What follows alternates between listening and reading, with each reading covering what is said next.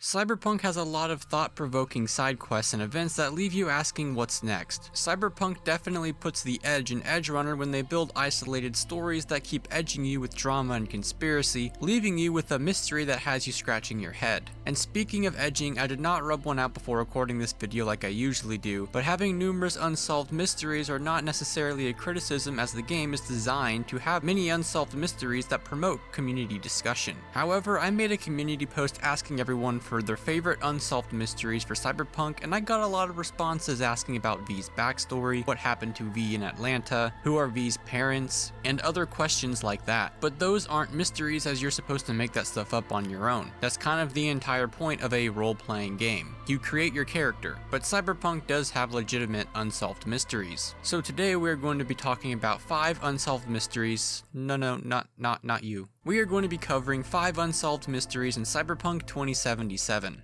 Night City has its own boogeyman. Mr. Blue Eyes is a very mysterious individual that seems to have major influence over everything and everyone in Night City, but still manages to remain a complete enigma to everyone. So who is Mr. Blue Eyes? Well, I don't know. What I do know is that he has glowing blue eyes, and we see him multiple times throughout our playthrough. So how does someone that sticks out like a sore thumb manage to remain a mystery? The first time we see Mr. Blue Eyes is during the side quest Dream On, where you uncover a plot to brainwash the soon-to-be Night City mayor that reveals someone has been watching Jefferson and Elizabeth Perales and using neural links to change their brain chemistry, alter their wants, desires, and memories. After finding this revelation, you have to report to Jefferson and either tell him the truth or lie to him. But when you meet up with him, you're hit with a type of cyber attack, and you can see Mr. Blue Eyes watching over your exchange with Jefferson. The second time you see Mr. Blue Eyes is during Phantom Liberty, more specifically during the Killing Moon quest, which is the quest you get after siding with Songbird at the stadium during the Firestarter quest. You'll have to wait a few days for Songbird to contact you, but after she does, you can see a suspicious homeless man with glowing blue eyes keeping an eye on you and Songbird. You both make your way into the Night City spaceport, as someone has gotten Songbird a ticket on a spaceship. Songbird will later go on to explain that the person who got her this ride had glowing blue eyes and a black suit. You can also see Mr. Blue Eyes inside the spaceport construction site watching over you. You can also see Mr. Blue Eyes watching both you and Songbird after you hop on the train to make your way to the rocket, as brief as it is. The third time you see Mr. Blue Eyes is during the Path of Glory ending. He comes to the afterlife to hire you for a job where you break into the Crystal Palace in outer space, and then the credits roll. So what exactly is going on here?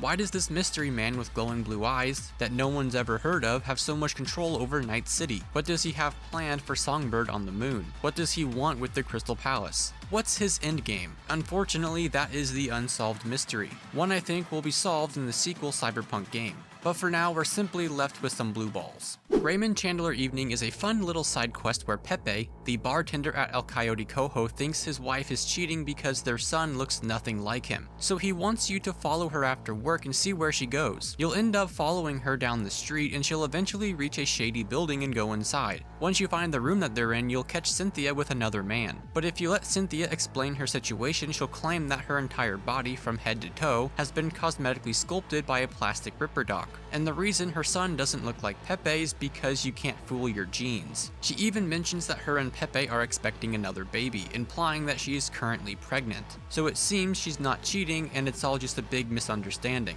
But it's entirely possible that she is actually cheating, and there's a lot of evidence to support it. While you're following Cynthia, Johnny will comment about her taking a wide berth of a homeless man. But if you read the homeless man sign, you can see that it says, "Got no home, sick kid, and cheating wife. Need booze money ASAP," which could possibly be symbolizing that Cynthia is indeed cheating, or that the homeless man simply reminds her of Pepe because that's exactly what she's doing to him. When you get to the Ripper Doc's apartment, Cynthia tells him to be careful because he might rip her shirt, and I don't really know why a Ripper Doc would be forcibly removing her shirt if it was just a checkup. When explaining her situation, Cynthia also makes the claim that she is now pregnant and expecting another baby, but then proceeds to sit down and smoke a cigarette. And even if she had a full body sculpt, Pepe's son would still look like him, regardless of what Cynthia actually looked like. On top of all of that, you can find a list of the Ripper Doc's clients on the computer, and Cynthia's name is nowhere to be found. However, if Cynthia indeed looked like an abomination and wanted to keep it a secret, then I highly doubt the Ripper Doc would put her name in his list of clients. And he is actually a Ripper Doc that was charged with medical malpractice, so there is enough evidence to support both sides of the argument.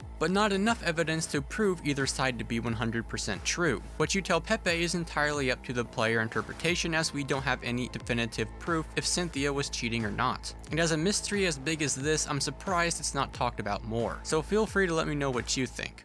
Gary the Prophet is a homeless man who sleeps in the alley outside of Vic's clinic. Everyone knows that, but no one seems to know what exactly happened to him. You have to come across him a few times throughout your playthrough, and each time you see him, he has another conspiracy theory to tell. Well, he's not actually wrong. Eventually, he will be jumped by some Aldecaldos, and you need to either be a nomad yourself or complete Panam's questline, and you'll be able to save Gary by making fun of him, and Gary will offer his thanks. However, he will then ask if you believe his stories, and if you say yes, he will tell you about a meeting between the reptilians and techno-necromancers. It's hard to take your interpretations seriously, but there is a little truth in what you say. Sometimes even more than a little. You see it too! You know that behind a veil of darkness lurk creatures from our nightmares, but you fear to believe it! You know, if you had any kind of real evidence for this grand cosmic plot... I do! Tonight! They're meeting at an old factory in Kabuki to exchange something important! When you go to the meeting point, you'll see Maelstrom and Shady Peeps in suits exchange a shady data shard while speaking in cryptic code. But when you take the shard back to Gary, you'll find out that he was abducted. Warned him! Some black suits came by, blue eyes and all, looked just like he said. Then they threw him in an AV and flew him to the mothership! And you saw this mothership? How could I? They sprayed this black mist, couldn't see nothing. Poor Gary, he sacrificed himself for us! Gary's disciple here described black suits with blue eyes and a black mist covering the area so no one could see. You can chalk this up to shady corporate plots for power, but what the bum described isn't anything that we've seen. In fact, it sounds like something we haven't seen yet. So this could have been Mr. Blue Eyes and his people, or his reptilians, in action, as Gary does mention people looking through your Karoshi eyes, which is something that Mr. Blue Eyes actually does. What actually happened here and where Gary actually was taken to is a total mystery. Maybe the Eternal Night is something that we will see in the sequel, although he could have just been a grifter. Psychosis is one mystery in Cyberpunk that you actually investigate. In fact, there is roughly 17 mini side quests for it. Regina, the fixer for Watson, wants you to investigate local cyberpsycho attacks and subdue them so she can test therapies on them to find a cure, but no one seems to know what exactly causes it. And it's not the cyberware that causes it. I know many people think it is because anime uwu go burr, but it's made crystal clear in the quest that cyberware isn't the issue. Now, it's pretty obvious that it's an issue with mental stability. Majority of cyberpsychos in Night City are war veterans. That common denominator is pretty obvious. War vets are known to be prone to developing severe PTSD, and cyberware is not compatible with an unstable mind. Think of it like this.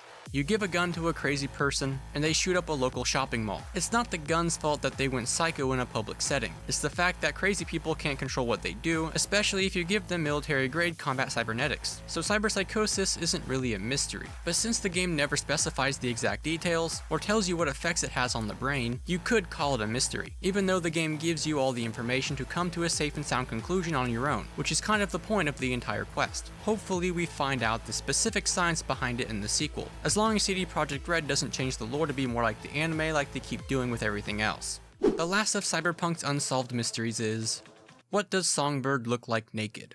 No, I'm just kidding, that's not the mystery here, although I do wonder sometimes.